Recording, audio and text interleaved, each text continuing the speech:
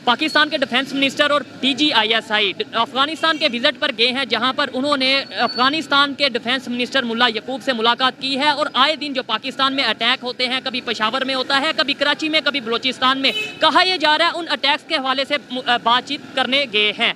लेकिन पाकिस्तान की पब्लिक से बात करूंगा कि पाकिस्तान में जब भी अटैक हुआ है हमने फौरन इल्ज़ाम इंडिया पे लगाया है। महंगाई इतनी हो गई है उस दौरान में भी कि एक आम आदमी ने हमारे पास क्या आना है, एक आम आदमी की जेब में बच क्या रहा है। अब ये सूरत हाल जो है ये देख के तो हम तो ये सोचते हैं, अभी आपने मुझे वो तवज्जो दिलाई है कि भाई मुल्क की हालात नहीं ठीक हैं। पाकिस्तान ने तालिबान को सपोर्ट करते हुए उनकी सरकार बनवाई थी, तो काफ़ी लोगों इंक्लूडिंग मी, काफ़ी लोगों का ये मानना था कि ज़्यादा there this marriage of convenience जो है ये ज़्यादा देर चलेगी नहीं, क्योंकि पाकिस्तान अफगानिस्तान का जो रिलेशनशिप है काफ़ी पीछे जाता है और उसमें जो है जो क्रैक्स हैं वो इतने विजिबल और ऑब्वियस हैं। पाकिस्तानियों ने विश्व को चूना लगाया, पाकिस्तानियों ने अपनी मातृभूमि को चूना लगाया, अपनी मातृभूमि वालों को चूना लगाया, अपने भारत के टुकड़े करके पाकिस्तान बनाया। उसके बाद इन्होंने अमेरिका को चूना लगाया, इन्होंने चाइना को चूना लगाया, पूरे विश्व को चूना लगाते थे। इनको उम्मीद ही नहीं थी कल को कोई आएगा जो इनको चूना लगा जाएगा। हुआ यही, अफगानिस्तानियों ने, तालिबानियों ने इनको चूना लगा दिया। आखिर कहीं ना कहीं पाकिस्तानी ये बात कैसे भूल गए कि एक तरफ तो ये खुद ही मुगलों को, अफगानी बादशाहों को, जो बात जिन्होंने इधर दिल्ली पे आकर राज किया था, ये उनको अपना बाप मानते हैं। तो ये कैसे भूल गए कि इनकी रगों में उन्हीं का तो खून है इनके मुताबिक, और संभवतः DNA के मुताबिक भी। तो अगर इनको इतना चूना लगाना आता है तो भैया जो आपका पिता है उसको तो इतना ज़्यादा आता होगा। इतनी सी बात ये कौम समझ नहीं पा रही है, और इसी का वही चीज़ इनको क्या समझने की ज़रूरत भी नहीं थी। इन्होंने उनको बाकायदा प्रमाण मिल गया, तालिबानियों ने उनको प्रमाण दिखा दे कि देखो ये हम तुम्हारे साथ अभी और चूना लगाते ही चले जा रहे हैं उनको। अपनी बात करना चाहता हूँ ना, मेरी राय ये है, अफगानिस्तान जब ज़ियाउल हक का दौरे हुकूमत था तो हमने आंखें बंद नहीं की हुई थी। वो अगर एकदम आकर करवाते थे हम 2 वहाँ पे करवा देते। तो मैं मना रहा हूँ ना, आम आदमी मना रहा है ना, गवर्नमेंट को तो उससे कोई गर्ज नहीं है। TTP के पीछे आप जाके ज़रा सारा कुछ चेक करें ना, पीछे चेक करें ना, उनकी तारें कौन हिला रहे हैं, पीछे से तो यही निकलेंगे ना। मैं एक आम आदमी हूँ ना, मैं आपको ये बता देना चाहता हूँ, मैं सोया नहीं हुआ। मुझे पता है कि हमने कश्मीर का सौदा कर लिया है, इमरान खान कर आया है सौदा, उसके बावजूद आप मुझे ये बताएं हम आंखें बंद करके बैठे हैं। बलूचिस्तान में हमारे जो हालात हैं, बलूचिस्तान के एरिया में, उसमें ख़राबी की बड़ी वजह क्या है, यही लोग हैं। अब मुझे ये बताएं, वो यहाँ पे जो कुछ कर रहे हैं, मुझे बताएं जो यहाँ पे जो कुछ कर रहे हैं, जो कुछ कर रहे हैं IMF के कहने पे कर रहे हैं, वो वही पे उनको ही कहने जा रहे हैं। भाई अफगानिस्तान उनको इसलिए बुरा लगता है, वहाँ पे कलमा नाफिज है, IMF कहेगा वहाँ पे जाकर उनसे बात करो, करेंगे बात, गुलाम है उनके। हमें इसका कोई एहसास नहीं है, हम तो गुलाम हैं, इब्ने गुलाम है, IMF के गुलाम है, हमने गुलामी करनी है। हम ना अल्लाह के गुलाम बनेंगे, ना अल्लाह के रसूल के गुलाम बनेंगे, ना यहाँ पे कलमा नाफिज करेंगे। नहीं, अटैक जो होता है वो हमारे दुश्मन कर रहे हैं। जहाँ एक वजीर आजम नहीं जा सकता, क्यों उसको जाने दिया उन्होंने, क्यों उसको जाने दिया वहाँ पे?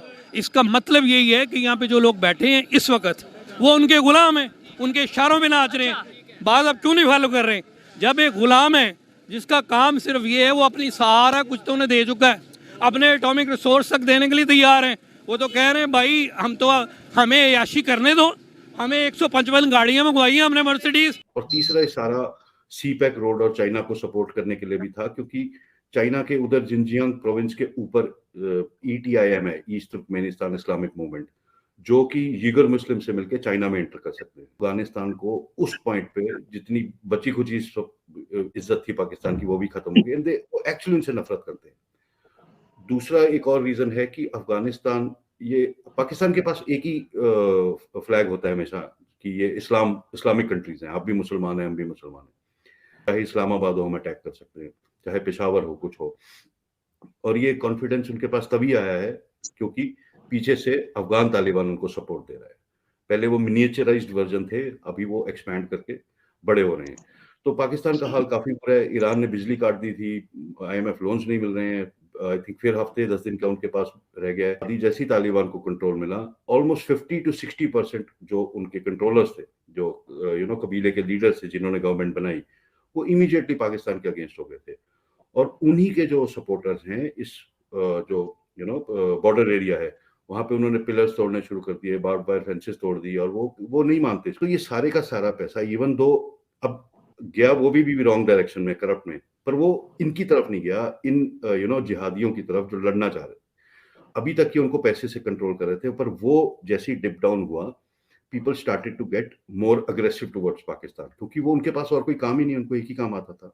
एनुअल $1 बिलियन ग्रांट पाकिस्तान को दिलवाई थी 2008 से 2014 तक, जो उनको पता था ये सारी की सारी कहाँ जाएगी, पर जस्ट वी ऑल नो कि पाकिस्तान उनका प्यादा था अमेरिका का, इंडिया को कंट्रोल में रखने के लिए, तो उस तरह से अंधा पैसा आता था उस टाइम।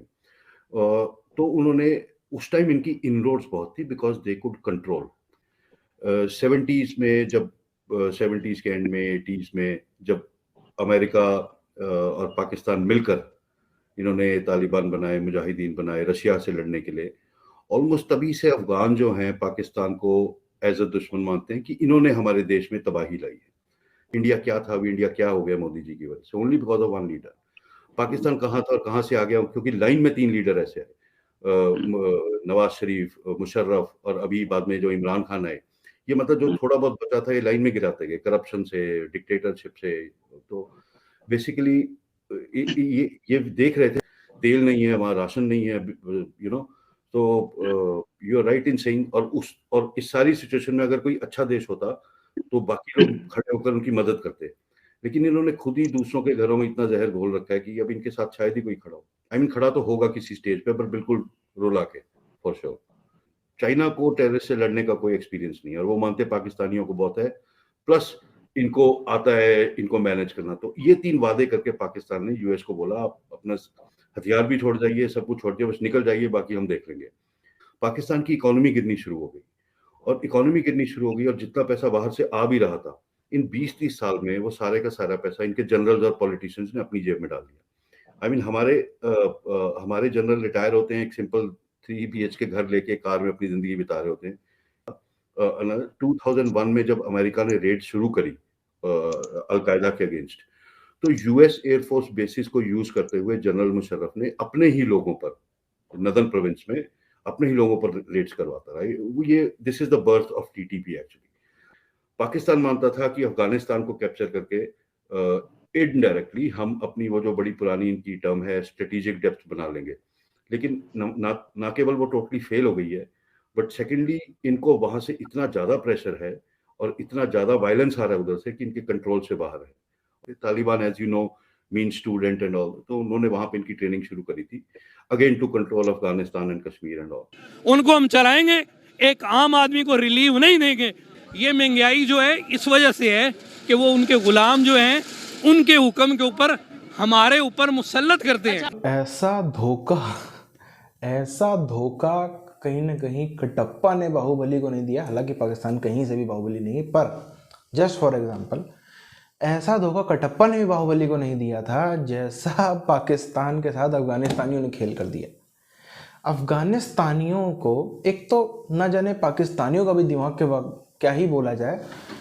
अफगानी, अगर इनको इस कौम के पास थोड़ा बहुत सहूर होता, अगर इस कौम ने सिर्फ इस्लामी जगत ने जीता, इस्लामी जगत ने जीता, टीपू सुल्तान ने कुछ जीता तो वो इस्लामी जगत का बात है, अफगानियों ने कुछ जीता तो वो इस्लामी जगत की बात है।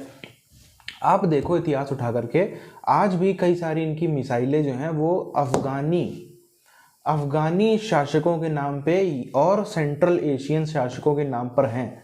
ये मूर्ख कौम ये भूल जाती है कि उसमें कोई पंजाबी मुसलमान क्यों नहीं।